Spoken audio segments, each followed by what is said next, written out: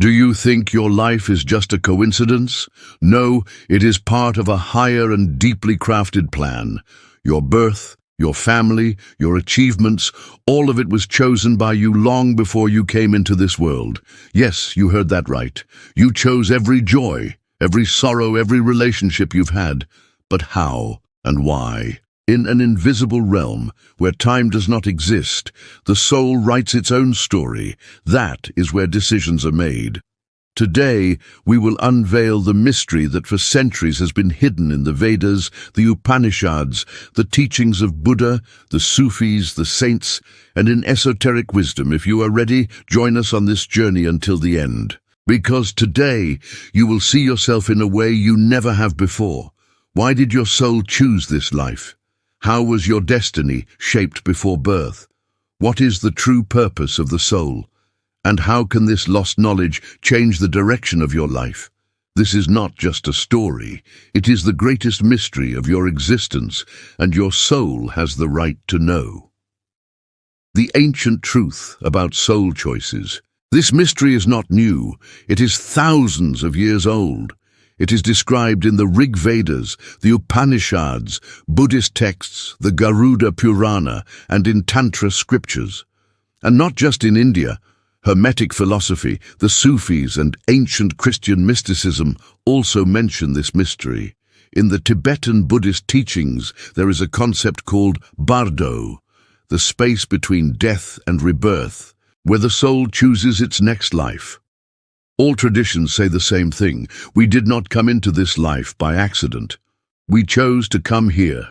Life is a conscious choice. Your life is not an accident. It is the journey your soul chose. Every challenge, every victory, every relationship, even your struggles, are part of a plan your soul created before birth. In the dimension where time and space do not exist, your soul decided all of this. Your life is part of a sacred plan to grow, to learn, and to know yourself. When you accept this truth, every pain and every joy is seen with depth and respect. Where were we before birth? Before coming into this life, you already existed in a place beyond time and space. It is called by many names: the astral plane, the causal world, the intermediate state, a place without a body, without boundaries, only energy, only consciousness. There is no fear, no doubt, no ego, only infinite peace and unconditional love. You were in union with the Source, with the universe. You knew you were eternal, immortal, infinite. But then a subtle calling arose to live new experiences, because without experience, consciousness ceases to grow. The soul then reviews its past lives, what it learned, what still needs development, and in an invisible assembly, it outlines a new path. Why does the soul choose to be born, even while in a state of absolute peace, where there is no pain or lack of anything? A subtle desire emerges from within the soul, a desire to evolve, to feel love deeply, to experience. Because just existing in peace is not enough. The soul knows that through experience, consciousness expands. It is through challenges that it gains depth. Like a seed that needs the darkness of the earth to germinate, like gold that needs to be refined in fire to reach purity. In the same way, the soul must go through difficulties to reveal its true brilliance. Nothing in your life is by chance. Your parents, the place you were born, your talents, and your struggles are all part of a deep plan. The plan before birth. When the soul decides to incarnate on earth, does it happen suddenly? Does it just fall into any life? No. There is a subtle and well-crafted plan. Before birth, the soul goes to a place known by many traditions as the intermediate world. There it reviews its past lives. It sees where it loved, where it acted out of fear, where it expanded its consciousness, and where it remained trapped in ignorance. This review is not a punishment. It's like a mirror. Every action, thought, and emotion is revisited with clarity. The soul feels how its words hurt someone, or how its love saved someone. It is not alone in this process. Alongside it are its spirit guides, beings of light who help it plan the next journey. The importance of karma. Now let S talk about a deep law that guides every soul's journey, the law of karma. In simple words, every action, feeling, or thought generates an energy. That energy is never lost. It comes back. It may return in this life or the next. Just as you reap what you sow, karma brings back what you put out. If you planted love, you harvested love. If you planted hatred, you harvested pain. But karma is not punishment. It is a teacher. It teaches us, shows us the impact of our actions so that we can understand what to continue doing and what to let go.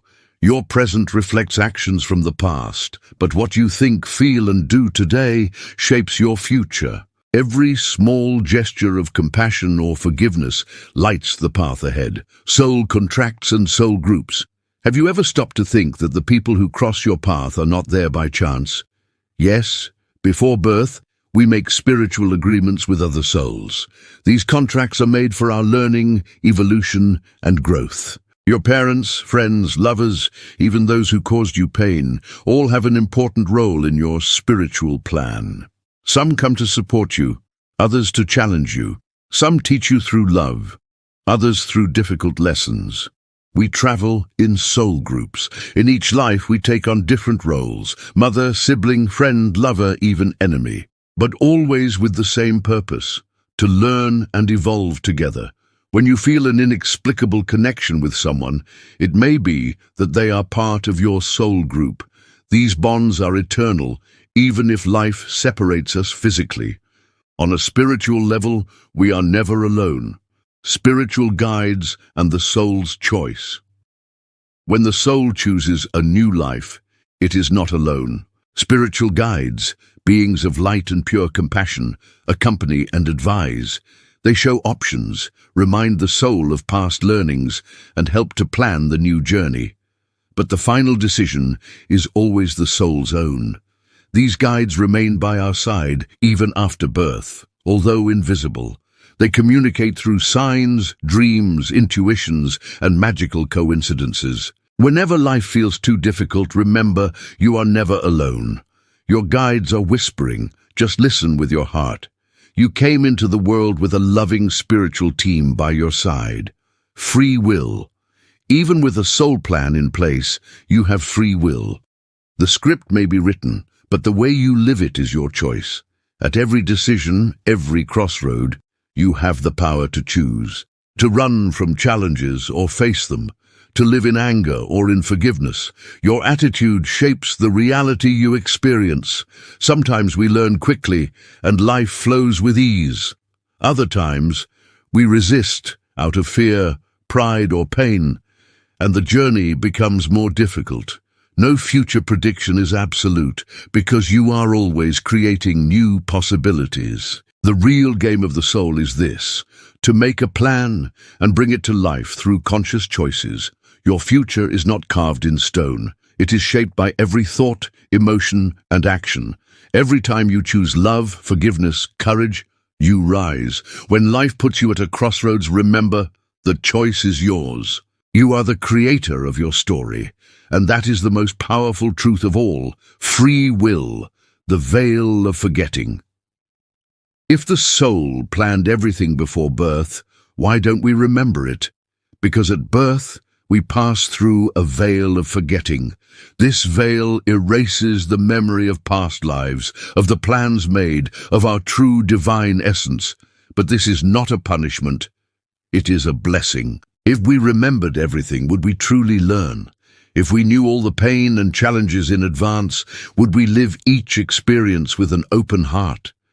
Forgetting allows us to feel each moment as new. Joy, pain, love, the reunion with who we truly are. And even with this veil, the soul still guides us, sometimes through dreams, sometimes through a feeling, a déjà vu, an intuition. Small signs that remind us there is something greater within us. The true journey of life is this: to forget, and then to remember who we really are. That is awakening. That is the first step toward liberation. The physical world as a school for the soul. Why does the soul choose to come to this world? Because Earth is a sacred school. Here we feel all human emotions: joy, sadness, success, failure, love, loss. Every experience is a lesson for the soul. If we lived only in light and peace, how would we learn forgiveness, patience, courage? It is by facing darkness that we recognize the light within us. In this world, there are limits: time, space, death, distances. These limits challenge us to grow, to seek answers, to awaken. The body is temporary, relationships are fragile, time is short, and all of this teaches us that nothing is permanent. And in this impermanence, we discover true love, sincere compassion, and deep wisdom. That's why Earth is not a punishment. It is a gift, a sacred arena for the soul's development. What happens after death? Death is not the end of the journey.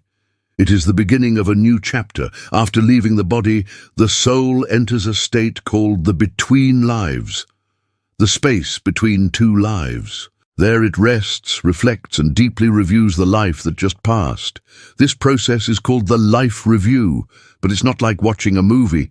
The soul feels everything again, every joy it brought, every pain it caused. There is no external judgment. It is the soul's own conscience reflecting its truth. It understands its choices, its lessons, its mistakes. It reunites with its soul group. It's a reunion filled with love, understanding, and healing. After resting and understanding, the soul decides the journey is not over yet. There is still more to learn. And so, it begins to plan a new life. The final destination of the journey, liberation. The soul is born, dies, learns, and repeats. But one day, the journey is complete. The final destination is liberation. Liberation, or moksha, is when the soul exits the cycle of birth and death. When it has learned all the lessons, balanced its karma, and recognized its true self.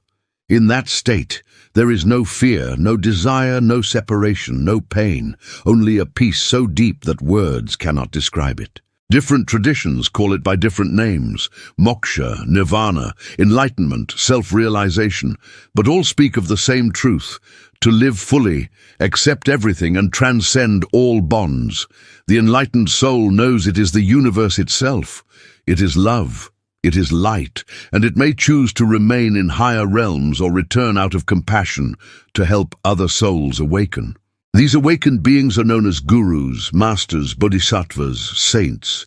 They return not out of obligation, but out of love, to remind us all, you already are what you are looking for. Love is and always will be the truth. Awaken. Remember who you are. Live your essence. If this journey touched your heart, write the word Ubuntu in the comments. Because when you write it, you recognize your light and step into a new path. This channel is not just a channel, it is a movement, a family of awakening souls. If you feel the calling, join us, subscribe, share this knowledge with those you love. Each subscription and share strengthens our collective consciousness, and together we will grow spiritually.